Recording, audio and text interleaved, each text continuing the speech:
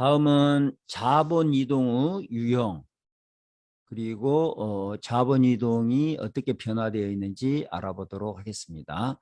국가 간 자본 이동은 꾸준히 증가하고 있고, 특히 1990년대 들어 금융시장의 개방이 급속히 확대됨에 따라 국제 자본 거래가 크게 늘어났다.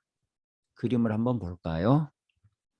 자, 이 그림을 보시면 국제금융자산 부채의 총계 현황으로 되어 있네요. 자, 보시면 선진국과 개도국 현황인데, 보시다시피 1980년에서 2004년까지 선진국으로의 자본 이동이 굉장히 활발하고, 개도국으로 자본 이동도 증가하긴 했습니다만은 상대적 비중이 선진국에 비해서는 미미하다. 그러니까 국가 간 자본 이동이 대부분 선진국으로 또는 선진국 간에 이루어지고 있다. 이렇게 해석할 수가 있겠습니다. 자, 오른쪽은 자산 형태별 구성인데, 그러면 국가 간의 자본 이동이 어떤 형태로 이루어지고 있느냐? 지금 100%를 가정했을 때 부채로 돈을 빌려주는 거죠. 부채의 형태로 이루어지는 게 가장 많고, 다음이 FDI, 주식, 기타인데, 특이할 만한 점은 뭔가는 주식으로 자본 이동이 이 시간이 흘러감에 따라서 굉장히 빠르게 증가하고 있다. 특히 다른 것에 비해서 빠르게 증가하고 있다 하는 것을 볼 수 있겠고, 그 다음에 FDI 형태도 증가하고 있다. 이렇게 볼 수 있겠습니다. 자, 여기 적어진 내용을 한번 보시면 그림에서 보듯이 자본이동은 주로 선진국에 집중되어 있다.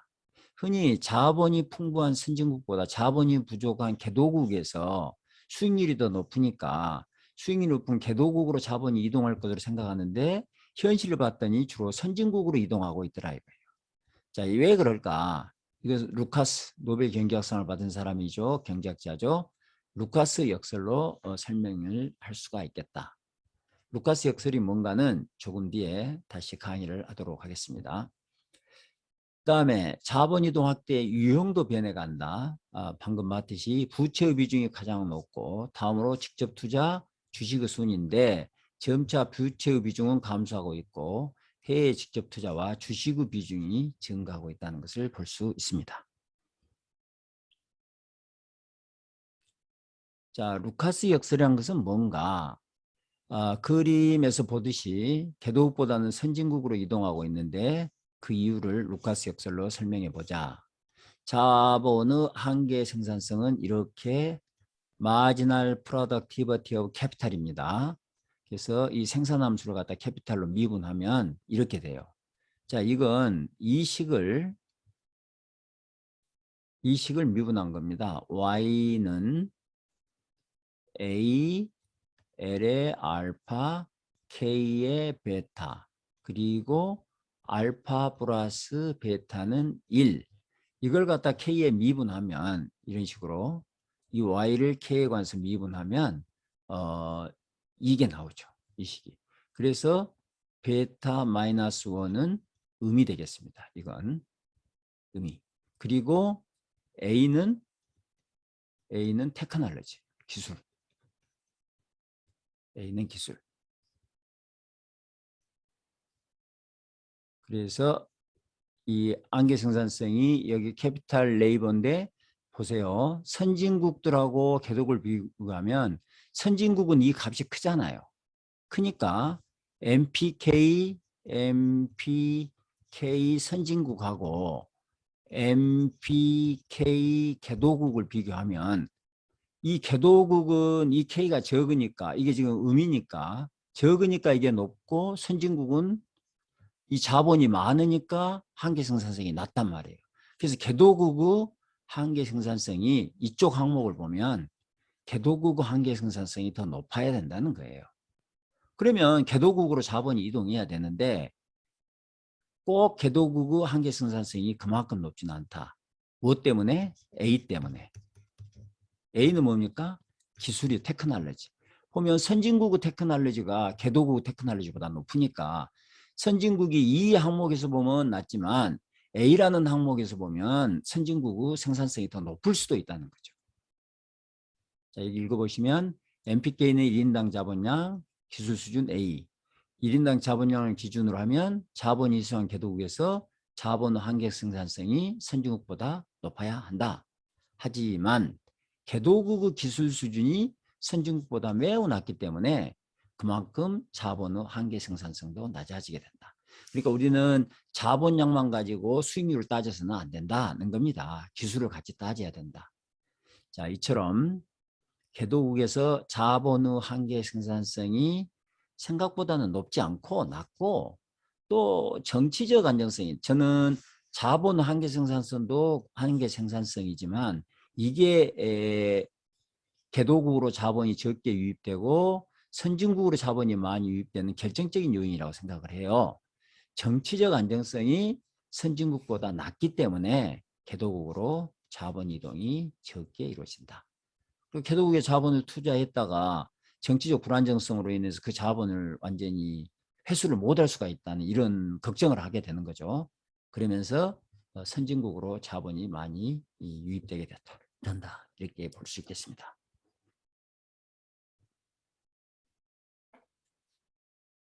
다음은 국제금융시장의 개념입니다. 국제금융시장은 국경을 넘어서 자산이 거래되는 시장을 말하고 있습니다. 그래서 국제자본시장, 또 국제금융시장 이렇게 부르기도 하고 이렇게 부르기도 하는데 대체적으로는 같은 의미로 사용됩니다. 그런데 이 두 용어를 구분하는 경우에는 자본시장, 금융시장 이렇게 구분을 해서 쓰는 경우에는 금융시장은 1년 미만의 단기거래가 주로 거래되는 시장을 금융시장이라고 부르고 1년 이상의 장기 자본이 거래되는 시장, 이걸 갖다가 자본시장이라고 부른다. 이렇게 보시면 되겠습니다. 과거 국제금융시장은 국가 간 자본 거래를 원활히 함으로써 주로 실물 경제의 성장을 뒷받침하는 기능을 담당했습니다.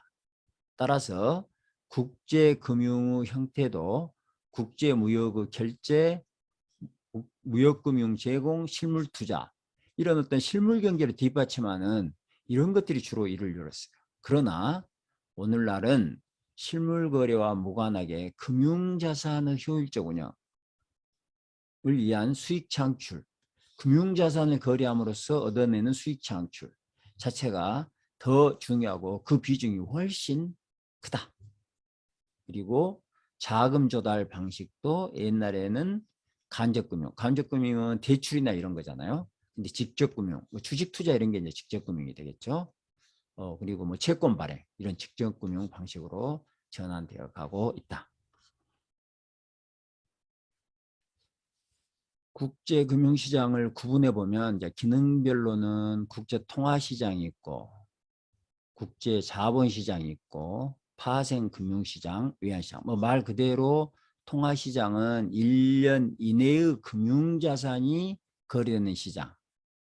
그래서 유로 통화시장, 뭐 선진국들의 단기 금융시장 이렇게 구성되어 있고 국제자본시장은 대출, 채권, 주식시장 이렇게 구성되어 있고 파생금융시장은 주식, 채권, 외환, 원자재 등 기초자산으로부터 파생되는 금융계 형태의 상품을 거래하는 시장.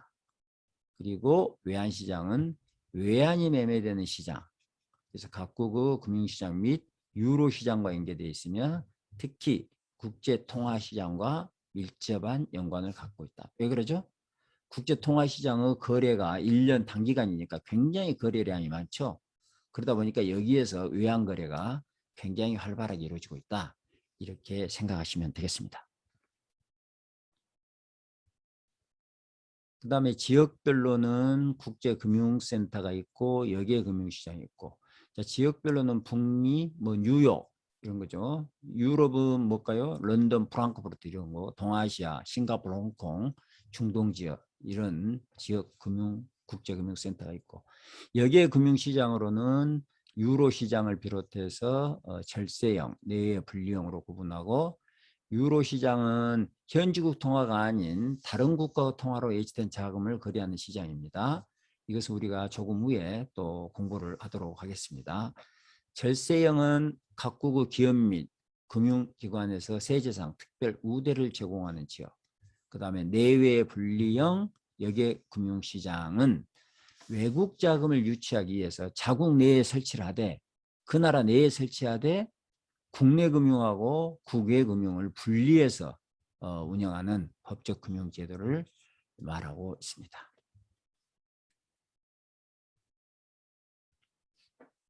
우리 교과서 박스에 보면 리버에 대한 이야기가 있는데 간단히 살펴보고 넘어가도록 하겠습니다. 리버는 런던 은행간 금리의 약자가 되겠습니다. 런던 인터뱅크 오퍼드 레이트, 이것의 약자가 되겠고, 리버란 국제금융시장의 중심지인 영국 런던에서 우량은행 간 단기자금을 거래할 때 적용하는 금리. 그래서 리버는 국제금융시장에서 기준금리로 활용되고 있어요. 이 리버가. 그래서 리버 플러스 마이너스 이 스프레드 가상금리를 적용해 가지고 거래를 하고 있는 거죠. 금융기관이 외화자금을 들여올 때 기준으로 삼는 금리이다. 외화 차입 기관의 신용도에 따라 금리가 달라진다. 우리가 무디스, 피치, S&P 신용도가 A 플러스다, A 마이너스다 이런 이야기 하잖아요. 그게 지금 이 리버 금리에다가 가상 금리를 얼마를 할 것이냐 하는 기준이 되겠습니다. 대체적으로 신용도가 낮으면 어떻게 했어요? 가상 금리가 높아야 되겠죠. 자, 그림을 한번 볼까요? 그림을 보면 이게 리버 금리를 그려놓은 것이고요. 1989년 이후에 2019년까지 리버 금리네요. 보면 굉장히 높았을 때는 1990년에는 금리가 10%까지 올라갔는데 지금 2019년에는 2.5%가 아마 지금은 거의 0%가 아닐까요? 코로나 때문에 거의 0% 수준으로 떨어지지 않았을까 싶고요. 자, 여기 파란 선이 미국 경제가 불황이었던 시기를 이렇게 파란 선으로 그리는 거예요. 어떻습니까? 불황이 되니까 금리가 이렇게 떨어져요. 불황이 되니까. 불황이 되면 금리가 떨어져. 불황이 되면 금리가 떨어지고 이제 회복되면 금리가 이렇게 올라가는 거죠. 이게 지금 2008년 세계 금융위기, 글로벌 파이낸셜 크라이시스가 되겠고, 여기는 닷컴 버블이라고 부르는 2000년대 위기. 그러면서 여기가 쭉 금리가 올라가면서 이때 서브프라임 모기지의 어떤 세계 금융위기를 맞이하게 된다. 이렇게 볼 수 있겠습니다.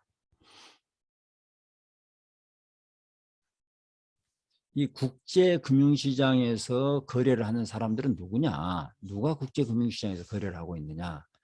거기에다 돈을 투자한 사람은 구성을 위해 국제금융시장을 이용하는 보험회사, 자기 돈을 가지고 있는 연기금, 뮤추얼 펀드, 개인 투자자 이런 사람들이 투자를 하게 될 것이고, 차입자는 국제적인 자금 조달을 목적으로 하는 기업, 정부, 국제금융기관 이런 기관들이 여기서 자본을 차입하고, 금융중개기관은 상업은행들, 투자은행들, 유통기관, 딜러, 브로커 이런 사람들이 중개기관 역할을 하고 있다.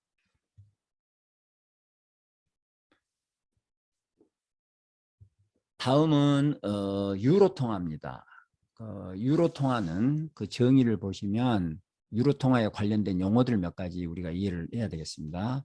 국제은행업, 말 그대로 은행업이 국내에 머무르지 않고 인터내셔널하게 은행업을 하고 있다 이렇게 이해하시면 되겠고, 외국 통화 표시 거래, 또 외국인과의 거래, 해외에서 이루어지는 거래, 이와 같이 국내 업무를 벗어난 거래를 우리가 국제은행업이라고 한다. 그래서 국제은행업 중에서 역외은행업, 옵쇼어 뱅킹은 은행이 자기 나라가 아닌 자국 밖에서 수행하는 업무를 우리가 역외은행업이라고 하고 있습니다.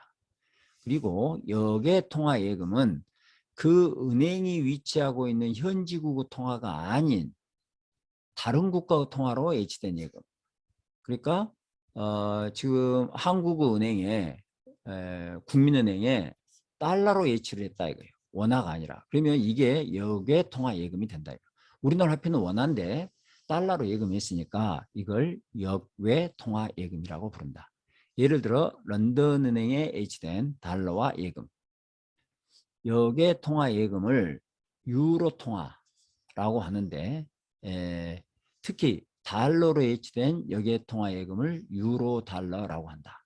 자, 그렇다면 국민은행, KB국민은행에 H된 이 달러를 우리는 뭐라고 부르는 거는 유로 달러라고 부른다는 겁니다.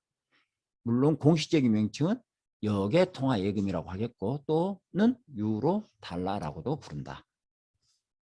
그 다음에 유로은행은 역외 통화 예금을 받는 은행을 우리가 유로은행이라고 합니다.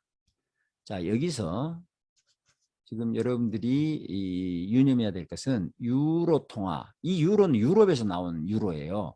유로 통화, 유로 달러, 유로은행에 사용하고 있는 유로라는 용어는 원래는 유럽을 지칭하는 말이었으나 여기서는 유럽을 지칭하는 것이 아니라 역외, 옵쇼를 나타내는 의미로 사용되고 있다 하는 것을 여러분들이 이해하셔야 되겠습니다. 어떻게 해서 이런 유로 통화, 역외 통화 예금이 성장을 했을까?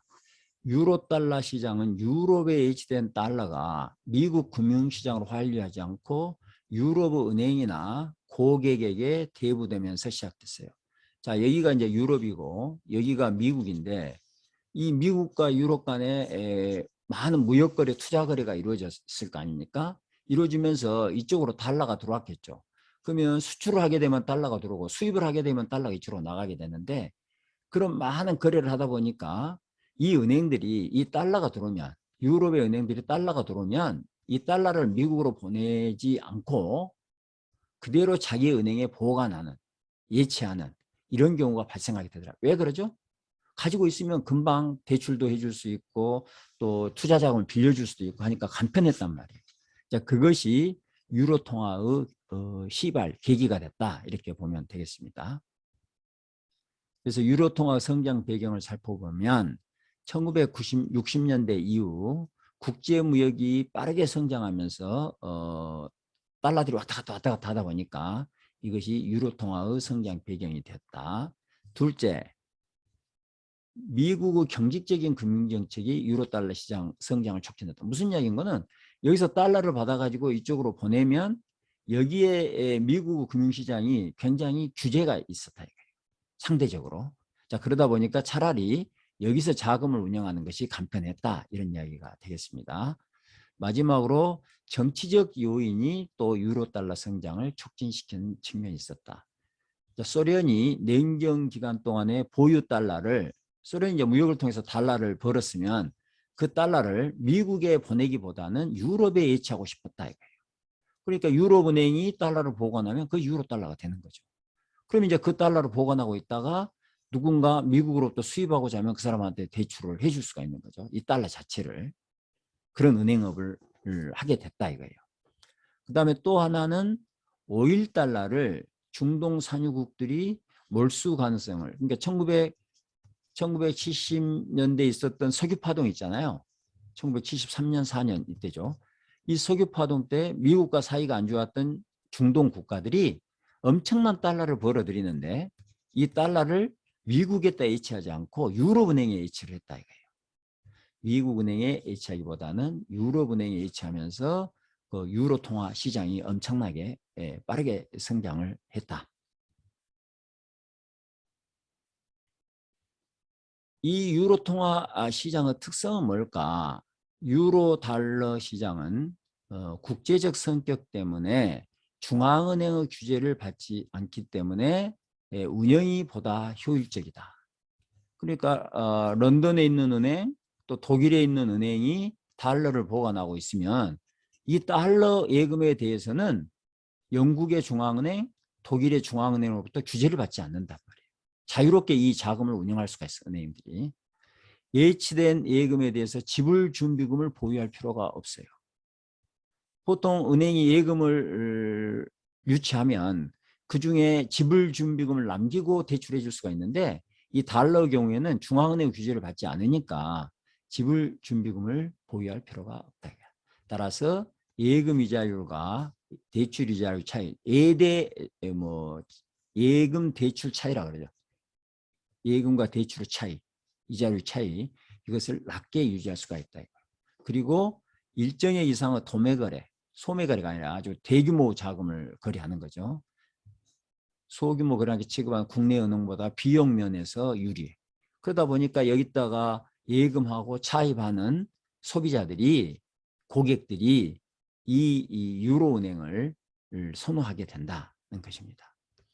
그러나 유로달러 시장에는 최우대여자 역할을 할 중앙은행의 보호가 존재하지 않는다. 그래서 이 은행이 파산하면, 일반적으로 은행이 파산하면 중앙은행이 돈을 대출해주고 하면서 보호를 해주는데, 이 유로은행의 경우에는 이게 파산하게 되더라도 중앙은행이 보호 의무가 없다 이거예요.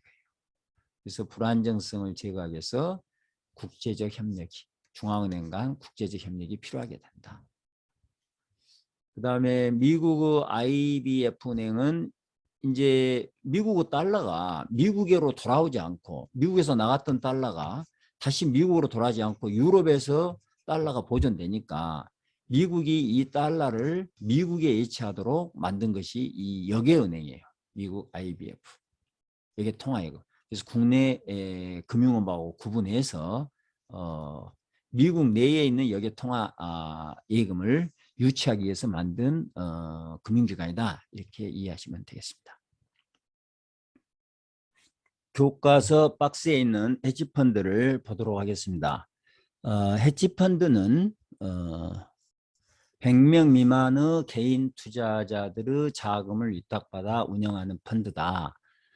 금융 규제 당국의 규제를 받지 않고 국제 외환시장, 주식, 채권시장에 투자하여 수익을 창출하고 투자 금액에 비례해서 수익을 배당하는 민간 투자 기금이다.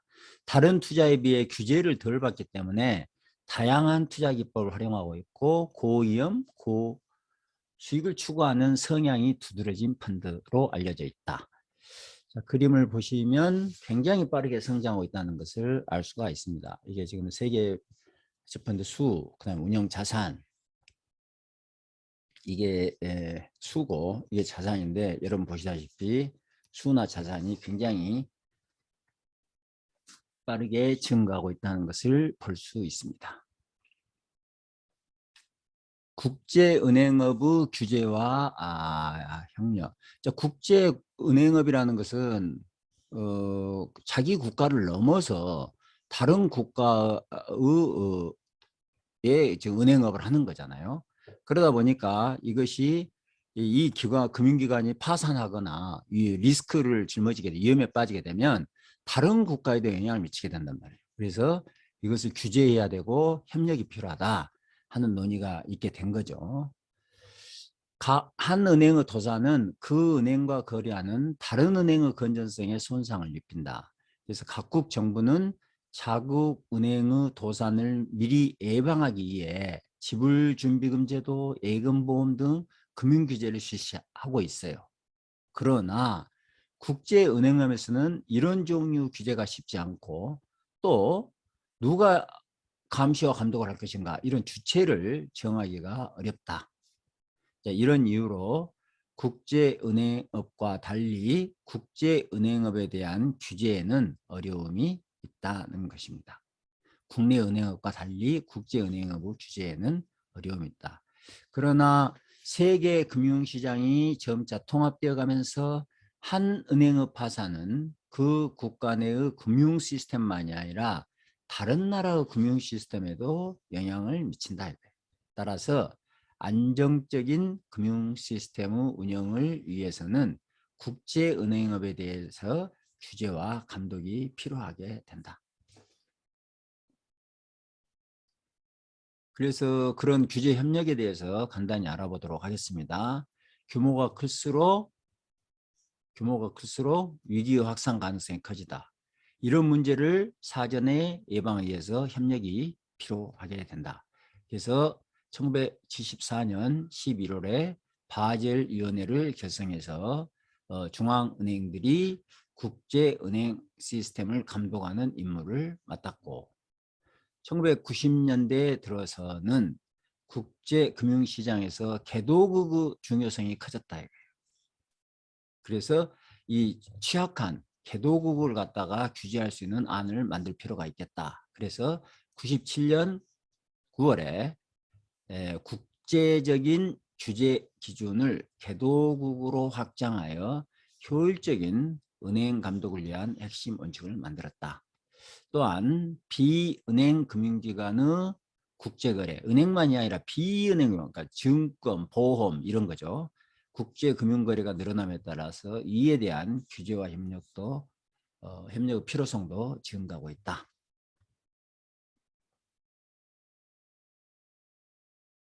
다음은 금융시장의 규모가 되겠는데요. 이건 자료를 쭉 보고 넘어가도록 하겠습니다. 주요 국가의 금융 관련 변수 GDP 대비 비중이다. 2005년에서 2015년 기간에 세계 전체적으로 GDP 대비 금융 관련 지표가 모두 증가하고 있다. 이제 기간 동안 은행 자산은 37에서 55로, 주식은 GDP 대비 비중입니다. 33에서 55로, 해외 채권은 11에서 17로 이렇게 모든 금융자산의 GDP 대비 비중이 증가하고 있다. 금융 관련 지표의 GDP 대비 비중을 보면 대체로 선진국인 미국과 일본이 높은 편이고 다음으로 한국, 그 다음에 개도국인 중국의 비중이 가장 낮다. 그래서 GDP 대비 금융 관련 지표 비중이 그 국가의 금융시장 발달 정도를 보여준다고 할 수 있겠다. 이게 지금 GDP 대비 비중입니다. 그래서 은행 자산, 비은행 자산 이렇게 되어 있고 보시면 한국, 미국, 일본, 중국 세계 전체적으로 이렇게 증가하고 있다는 것을 볼 수가 있고요. 한국은, 미국은, 일본은, 중국은 이렇게 돼요. 그러면 미국은 상대적으로 은행 자산의 비중이 낮고 동아시아 국가, 일본, 중국, 한국은 은행 자산의 비중이 높다. 대신 이제 미국은 비은행 자산의 비중이 훨씬 높죠. 그래서 한국은 이 정도, 중국은, 일본은 이 정도 이렇게 볼 수 있겠습니다. 다음에 이제 외환시장에 대한 이야기인데요. 국제금융시장이 활성화됨에 따라서 외환거래가 빠르게 증가하고 있다. 표 22-2를 보면 하루 평균 외환거래량이 2004년 1.9조 달러에서 2019년 6.5조 달러로 대폭 뭡니까? 한 15년 사이에 엄청나게 증가한 거죠. 2019년 기준으로 현물환 거래 비중이 30%, 나머지 약 70% 외환 거래는 주로 선물환 거래에서 이루어지고 있다. 외환 거래량은 GDP, 주식 거래, 무역 거래량보다 훨씬 더 빠르게 증가하고 있다. 그 원인은 무역량이 증가하고 금융 자유화에 따라 자본 이동이 증가했으며 또 환율 변동의 위험을 해지하기 위한 파생 금융 거래가 증가했기 때문에 실물 거래보다 훨씬 빠르게 증가한 이유가 된다. 2019년 외환시장에서 거래되는 통화 중에서는 달러 통화가 가장 많이 거래되고 있습니다. 그래서 달러 비중이 약 44%. 그러니까 전체 외환시장에서 달러 거래 비중이 근 절반에 해당되고 유로 비중이 16%, 그 다음에 엔화가 8, 영국 파운드가 6.4. 이 정도가 외환시장에서 거래되고 있는 화폐다. 그 다음에 지역적으로는 어디에서 주로 많이 거래되고 있느냐? 영국에서 거래되는 비중이 43%, 근 절반에 가까운 그 외환거래가 영국에서 이루어지고 있고 다음 미국이 16, 싱가포르, 홍콩, 일본, 스위스, 중국 뭐 이런 순이다. 자, 아시아 지역에서는 일본, 싱가포르, 홍콩의 외환거래가 집중되어 있다. 이렇게 보시면 되겠습니다. 여기를 보시면 이제 여기가 현물환 거래가 32%, 그 다음에 여기도 30%, 나머지 한 70%가 이 파생 상품 거래다 하는 이야기입니다. 그리고 2004년에 1.9조, 2019년에 6.5조로 외환거래 양이 늘었다, 액이 늘었다. 박스에 보면 파생 금융상품의 종류에 대해서 나와 있는데요. 파생 금융상품은 계약 형태, 그다음에 시장 형태, 기초자산 형태에 따라서 다양하게 구분되고, 자, 계약 형태별로는 이렇게 뭐 이런 것들이 있고, 시장 형태별로는 장내 거래, 장외 거래가 있고, 자, 장내 거래는 표준화되어 있는 거죠. 표준화되어 있는 파생상품 거래소. 장외 거래는 거래 요소들이 표준화되어 있지 않아. 그래서 상품을 시장 참가자들이 직접 거래하는 형태가 된다고 볼 수 있겠습니다. 기초 자산의 형태에 따라서는 이걸 기초 자산으로 하는 파생 상품 거래가 있다. 파생 금융 상품이 거래되는 이유는, 왜 파생 금융 상품이 거래될까? 투자자들 간의 위험에 대한 선호가 서로 다르기 때문에 투자자들이 이 거래를 통해서 금융자산의 위험을 분산시키기 위해서 파생 금융상품이 형성이 되고 거래가 이루어진다. 다음은 한국의 국제자본거래입니다. 우리나라의 자본 자유화는 1980년대부터 추진되기 시작했어요. 그래서 1992년에 주식시장이 개방됐네요. 1992년부터. 그리고 1997년 외환위기를 맞이하면서 자본 자유화가 크게 확대되었다.